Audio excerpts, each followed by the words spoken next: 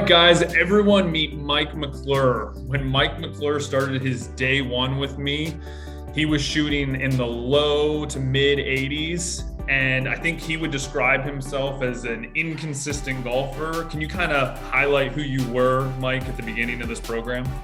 Yeah, so I started playing golf when I was really young, and I was fortunate to work at a golf course, so I got to play a lot of golf, but I never had a solid foundation, never received any lessons, and I was very much reliant on timing in the golf swing. And as I got older, had a family, had kids and stuff like that, I played less and less. And what I learned very quickly was things become unhinged when you rely on timing and things like that, and you don't have a solid foundation. And so my game was quickly unraveling, and I needed help. And that's where you came in. Got it. And so when you said the game came unhinged, describe that, because shooting mid to low 80s isn't that bad of golf, but you also were struggling at times with fat shots, thin shots. Can you kind of go over that real quick? Yeah, for sure. So my biggest issues 100% were I would overdraw the ball. I was struggling with a lot of hooks, but then on the tee box, or, I'd try and hold that off and then send one straight blocks to the right. So a lot of spraying the ball, and also too, sometimes standing up out of the ball, early extension, kind of hitting it thin, and also getting flippy and catching the turf a little early, resulting in fat shots. So yeah, there was a lot of inconsistency. So with all of those things you pointed out, as you can say, inconsistency was kind of tied to the fact that there was so much timing involved in your swing, because you didn't know if you were going to stand up, lose posture, early extend, flip, scoop. I mean, you just didn't know what was going to happen, right? Exactly. But you were navigating yourself around the golf course because you'd played enough in your life to be a decent golfer. Relied heavily on my short game, yes, indeed. Gotcha. Seemed to always be trying to get up and down. And so what were some of the things initially that helped you get started in the right direction when you were working in this Tour Proven Pathway program? So definitely the body drills. And the biggest thing for me was learning how the lower body should actually work, things like banking and stuff like that, and having the right footwork and foundation and understanding of what my lower half should be doing and using that to its strengths really just completely changed everything for what I was doing, which was lifting that trail heel off the ground, and which led to all kind of inconsistencies and things like that. So body drills and really focusing on repetition and feeling my head centered, not moving around up, down, things like that. So just rehearsing, without golf clubs really made a huge difference to me. Yeah, Mike, I actually want you to highlight that, because I think a lot of people that were watching this video don't exactly know what a body drill is, because some people think that you need to hit golf balls to get better at golf. Can you kind of highlight what you mean by that? Because that was where you made a big transformation with your footwork and lower body movement. Yeah. So I just followed the videos you sent pretty much. So one in particular, just kind of putting my head on the wall and just feeling my shoulders turning, keeping my head still, things like that. And definitely just some air swings without a club, without a ball, and just feeling that trail foot staying grounded through the swing, and just getting those feels first, and trying to produce some muscle memory so that when I did get a club, it wasn't so foreign. I wasn't so quick to revert back. No, exactly. And the power of that is exponentially enhanced when you have the ability to actually check in with me and get that real-time feedback to make sure you are doing it correct. Yes. So what was the biggest accomplishment or breakthrough that you would say you had in your golf swing while in the program? Well, aside from knocking about 5 strokes off my average and shooting some of my best rounds I have in many, many years, I feel like I'm shooting numbers that I was shooting in high school. The biggest thing that I'm most proud of is I'm no longer like a sweeper of the golf ball. I take a nice small divot past and I'm compressing the ball. And let me tell you, it feels so much different than what I used to do.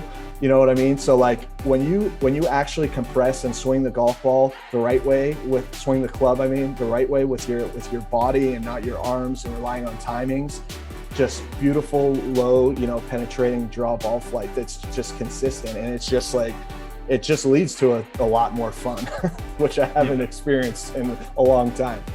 Hey, when you know why you hit it solid, that makes it a lot more fun. And actually, let's highlight that. So near the back end of this program, you went to Paynes Valley and played on a golf trip with your buddies. Mm-hmm. Tell me a little bit about that, because it was crazy conditions, one, and then two, tough course. Yeah.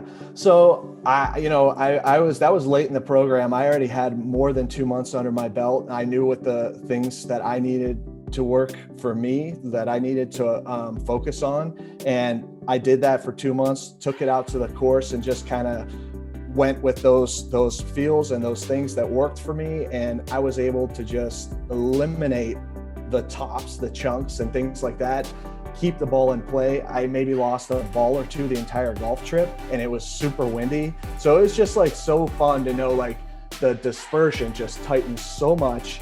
If I'm missing just off the green to the left or the right or just in the rough, but majority, I'm talking like 75-80% of everything I'm hitting is just consistent, and I know where it's going. I don't have to worry about timing. I could just make that full turn back and then use my body in the lower ground to have a nice consistent strike.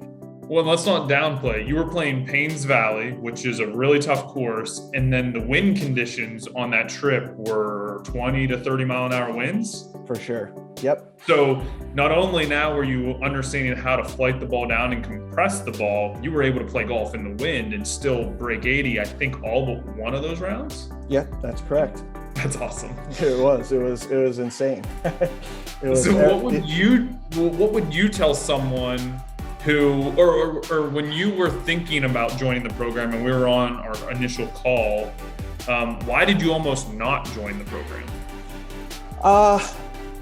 Honestly, I don't know that when I talked to you, I don't know that I actually ever felt that I didn't want to join the program. I had gone to the range, watched YouTube videos, practiced myself for a solid month. And, I'd see some good things, but then like the next day it was like, oh man, how did I do that? And different things would pop up and I'm just trying, it was like whack-a-mole basically. And so I was ready, committed to make a change. I knew that I needed to get back to playing good golf, and I wanted to learn the right way to hit the golf ball because I knew what I wasn't doing wasn't the right way, but I was getting by with it. But the less I played, the more it unraveled. And so I had the time, I was ready, I was committed. I had tried on my own for a month and I was like, this isn't working. So that's when I found you and I talked with you, and I was just all in, and I knew if I was willing to put in the work that good things probably would come from it, and they sure did. Yeah, well, and I want to highlight this. When I first talked to you, of all the people I've ever talked to, I would say you were the perennial multi-swing thought syndrome, ADHD golfer, watch this tip, watch this drill, and it was really tough to reel you in, because even when we had discussions as you were going through the process, you'd be like, what about this? What about that? What about this? And then eventually you had a turning point where you're like, no, I'm locked in. Mm-hmm. And you just started getting fast results at that point. Yep. I just had to trust the process and the program. You know what I mean? Like, I've been around golf my whole life. I've watched a million drills on YouTube, and that was the problem with trying to do it on my own. I'm just trying all these different things, not committing to anything and really ingraining it in my swing and just moving too fast, not starting with the right order, the right sequence of things to set myself up for success. So just your program was just perfect how we went through lower body and just things in the right sequential order to actually succeed. No, it was awesome watching you go through that transformation of actually just locking in and focus on those one thing at a time. You really executed that well. So what would you say to someone who's thinking about joining, but on the fence, they're having their doubts, worries, fears about the investment? If you are tired of going out there and struggling and you're serious about improving your game, it's a no-brainer. And the reason why I say that is not only that I'm playing better golf now, but I actually learned a lot. Like I feel like I could help other people. Like I understand the golf swing, the key components that make a good golf swing. If I record somebody's swing, I can break down exactly kind of where some of their biggest faults are. Now, not like low level stuff, just the high level key important things. Like if you're overdrawing the ball, if you're slicing the ball, if you're thinning. If I looked at somebody's golf swing, I know I have that knowledge now, and I could apply that to my game on the course. If I'm overdrawing the ball, if I'm slicing the ball or whatever it is, I have the knowledge now that I could take with me for the rest of my life. I'm just so excited now that I have a good foundation finally, and I could just work on things like inside 100 game and short game, and continue to work on my swing. But I have that foundation now where I could hone in on some of the other things to try and go even lower now.